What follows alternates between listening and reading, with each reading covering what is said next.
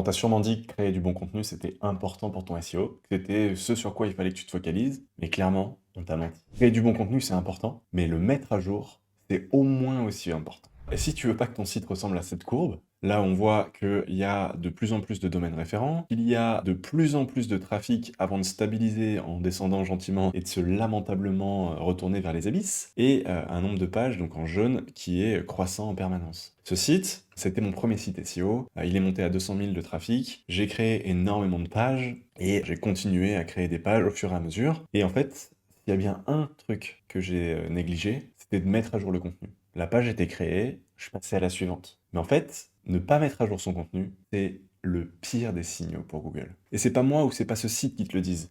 Il y a plusieurs études qui montrent que justement, la fraîcheur du contenu chez Google est extrêmement importante. Premièrement, dans leur algorithme, il y a un marqueur qui s'appelle le Query Deserves Freshness, QDF, qui est justement une façon pour l'algorithme de savoir si une requête en particulier va être extrêmement sensible au temps et donc va nécessiter des requêtes vraiment très très précises, très actuelles, très récentes. On va avoir globalement les éléments comme des news, comme des événements fugaces ou des événements périodiques. Tous ces éléments-là, avec potentiellement aussi les requêtes qui sont temporalisées, meilleures quelque chose 2024. Bref, le QDF est évident pour ces éléments-là. Mais pensez que avoir un contenu actuel uniquement pour ces requêtes-là est suffisant, c'est quand même se voiler la face sur le plus important. Il y a une étude aux États-Unis par le site Backlinko, qui est un site SEO de référence aux États-Unis, qui montre l'ensemble des facteurs de classement et essaie de juger quels sont les facteurs importants. Et ce qui nous intéresse aujourd'hui, c'est les 3 facteurs que j'ai mis à l'écran. Le premier, c'est le Content Recency. Suite à une mise à jour, Google Caffeine a justement mis en avant l'importance des recherches, des contenus actualisés sur toutes les recherches news ou qui a un facteur de date important. Et on voit qu'il y a effectivement ce critère de date qui apparaît dans les résultats de recherche et qui montre que Google nous alerte sur la date à laquelle le contenu a été mis à jour et qui lui permet donc de savoir si le contenu est récent ou non. Un des deuxièmes facteurs, c'est la magnitude de la mise à jour du contenu. Donc ça veut dire par magnitude, c'est l'importance de la mise à jour. Si vous changez une virgule, c'est une petite magnitude. Si vous refactorez, si vous réécrivez intégralement l'article, c'est une grosse mise à jour, donc une grosse magnitude. Du coup, ça permet de savoir si la modification a été grande ou non, si on a rajouté des sections ou si on a juste corrigé une erreur. Et l'idée, c'est qu'a priori, il a l'air de suivre les mises à jour. Est-ce que c'est des mises à jour quotidiennes, hebdomadaires, tous les 5 ans, et avec justement un historique des différentes mises à jour de la page en particulier. On voit donc que dans les algorithmes de classement de Google, l'actualité, la mise à jour, la fraîcheur d'un contenu, c'est important. C'est quelque chose qu'ils mettent en avant dans les résultats de recherche, et ils mettent pas énormément de choses entre le titre, la description, quelques résultats enrichis et la date.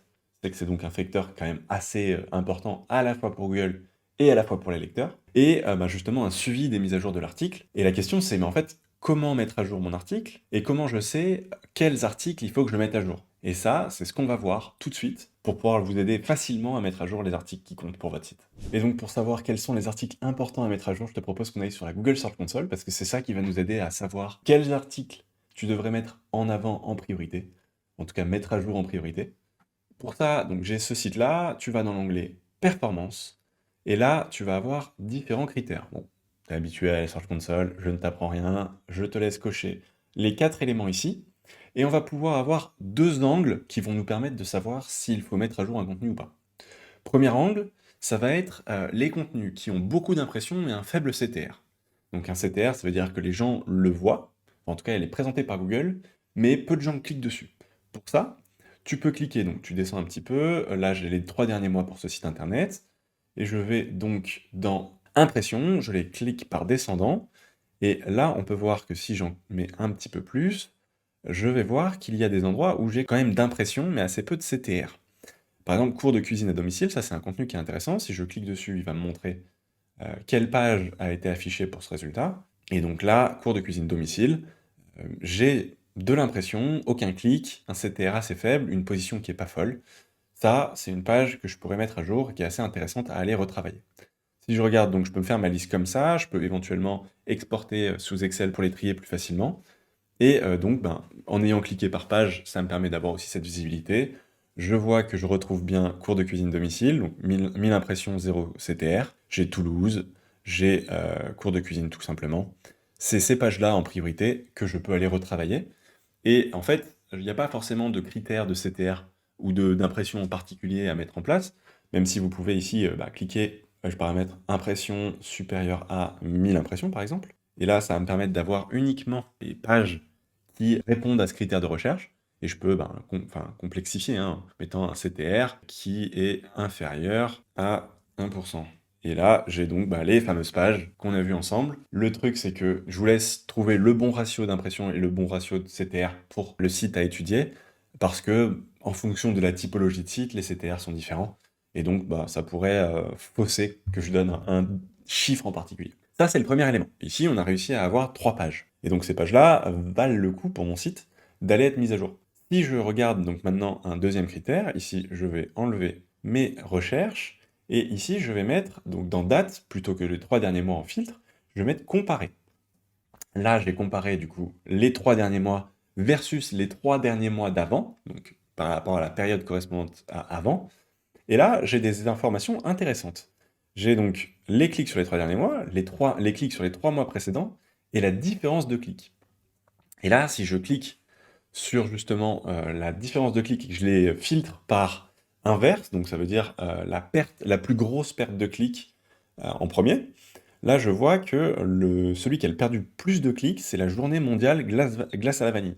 Et si je regarde pareil pour les impressions, je vois que le premier, c'est cours de cuisine en ligne. Et donc ça me donne les pages qui étaient imprimées il y a 3 mois, donc les 3 mois précédents, on voit que c'est celle-là, et que les 3 derniers mois, elles ont largement chuté. Et donc ça me permet de savoir, en priorité, quelles sont les pages qui ont chuté, et donc de retravailler par potentiel ces pages-là dans l'ordre, donc celle-là, puis celle-là, puis celle-là, et ainsi de suite, parce qu'elles me faisaient du trafic, donc si je prends les clics, ou elles me faisaient de l'impression si je prends les impressions, et elles en font plus, ou elles en font beaucoup moins. Et donc ça me donne mes pages à travailler, à retravailler en priorité. Et ça, c'est si, justement, j'ai pas une stratégie préalablement établie de mise à jour de mes contenus.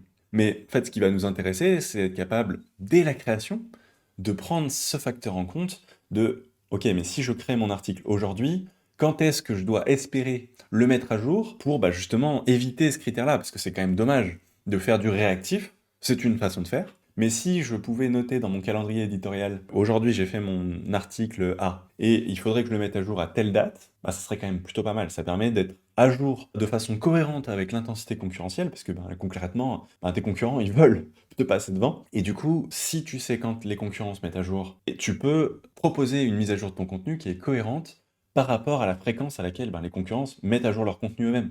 Si tu as la même fréquence de mise à jour que tes concurrents, ils vont avoir plus de mal à aller te doubler, parce que justement, tu le mettras à jour au fur et à mesure de leurs évolutions, en étant sûr d'avoir en permanence justement les évolutions qui sont prises en compte, et donc avoir un contenu qui est toujours à jour, et qui n'est pas toujours à jour par rapport à une date arbitraire que tu aurais fixée, parce que si elle est trop courte, ça va te demander beaucoup de travail, en tout cas trop de travail pour pas grand-chose. Si elle est trop loin, effectivement, on va voir à la fois un site qui fait la première courbe que je t'ai montré au début, ou alors des pages qui ont des impressions et des clics qui baissent, parce que justement, tu mets à jour tes contenus trop peu souvent. Et pour justement savoir facilement la date exacte à laquelle il faudrait que tu mettes à jour ton contenu, j'ai rajouté une fonctionnalité dans Serpentix qui permet de le savoir en un seul clic. Quand tu crées ton guide, donc que tu vas avoir toutes les informations importantes pour créer le contenu parfait pour ta page à un instant T, donc quand tu veux la créer, j'ai rajouté un petit élément ici qui est justement la date à laquelle il est recommandé de mettre à jour l'article pour suivre globalement la vélocité de mise à jour de la SERP sur laquelle tu veux te positionner. Donc ce qu'on voit ici, c'est que cours cuisine en ligne, c'est le mot-clé que j'ai mis sur Serpentix pour le mettre à jour,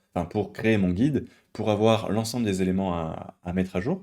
Et en fait, en analysant donc les concurrents, j'ai pu identifier l'intention, le plan parfait, l'optimisation, les guides, les mots-clés à intégrer dans ton contenu pour justement faire le contenu parfait pour Google et pour tes lecteurs. Mais j'ai rajouté aussi cet élément-là, qui est justement une date à laquelle il est recommandé de mettre à jour ton contenu par rapport à la vélocité de tes concurrents. Donc on voit que sur celui-là, cours de cuisine en ligne, il est recommandé de le mettre à jour dans 3 ans. Donc c'est quand même une date assez lointaine, donc on est tranquille pendant un petit moment. Mais si par contre je regarde l'atelier cuisine à Paris, on voit que les concurrents se mettent à jour quand même plus rapidement, et là on tombe à 9 mois. Donc dans l'année, il faudra que je fasse une petite mise à jour, et si je regarde la journée mondiale de la glace à la vanille, pareil ici, j'ai une mise à jour recommandée dans 9 mois, avec une date, et surtout, je peux avoir une notification directement dans la semaine où il va falloir que je le mette à jour, une notification par mail qui va me dire: «Oh, voilà les articles qu'il va falloir mettre à jour, pense à les mettre à jour» et donc je peux recréer un guide qui va me permettre d'avoir une nouvelle analyse du moteur de recherche, des résultats pour cette requête-là et avoir exactement le nouveau score conseillé. J'ai plus qu'à reprendre mon article et à le remettre là et je verrai exactement si j'ai toujours le bon nombre de mots, parce que mon nombre de mots peut évoluer, si j'ai les bons critères en titre, en paragraphe, si je réponds toujours aux expressions importantes, si j'ai toujours les intentions qui sont demandées par les utilisateurs et proposées par Google. Bref, je peux avoir un bilan extrêmement complet de ma page dans 9 mois en faisant une nouvelle analyse du moteur de recherche, en nous faisant une nouvelle analyse des résultats que Google m'a proposés et donc mes concurrents, pour être sûr de toujours proposer exactement ce que Google attend et donc ce que les lecteurs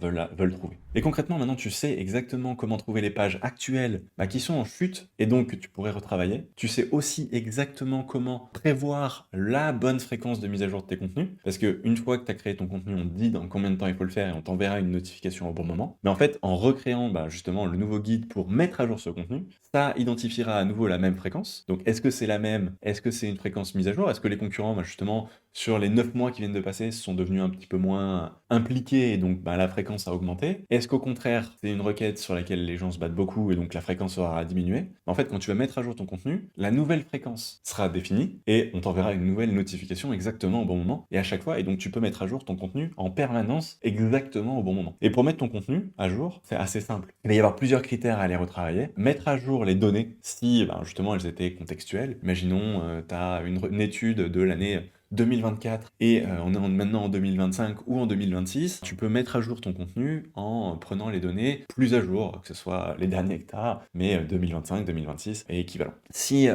c'est un classement de différents produits, potentiellement mettre à jour ce classement avec les nouveaux produits. Bref, mettre à jour les données, les faits qu'il y a dans ton contenu. Tu peux aussi vérifier que l'intention est bien justement répondue par les utilisateurs. Donc j'ai fait une vidéo dédiée que je mettrai en description sur l'intention, mais concrètement l'intention c'est répondre exactement aux besoins que l'utilisateur va avoir. Et ça, potentiellement, ça peut évoluer avec le temps. Donc, pour une même requête, les gens vont attendre des résultats différents et donc Google va proposer des résultats qui répondent à des intentions différentes. Et ça, si ton contenu répondait aux intentions à un moment donné, ça ne veut pas forcément dire qu'ils répondront aux nouvelles intentions à un autre moment, donc dans le futur. Et donc, c'est super important de mettre à jour. Mais ça peut être aussi de réoptimiser le contenu parce que c'est la guerre. Concrètement, le SEO, c'est être positionné devant quelqu'un d'autre pour être en première position. Et donc, si tes concurrents essaient d'améliorer leur optimisation sémantique, par exemple, toi, tu vas être pénalisé là-dessus. Et donc, ça me fait aussi permettre de remettre à jour ton contenu pour aller enrichir ce contenu, optimiser mieux,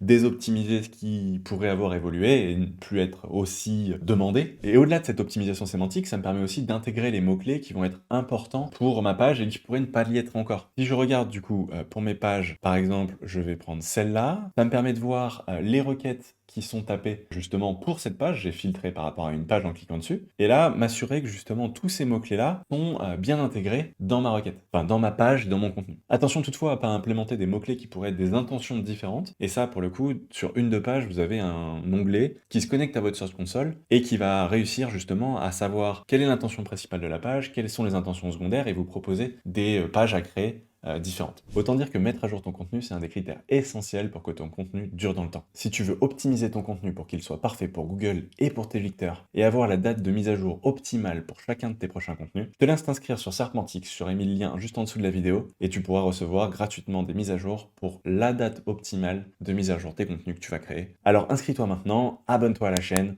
dis-moi ce que tu en as pensé en commentaire et mets un like. Je te dis à très vite.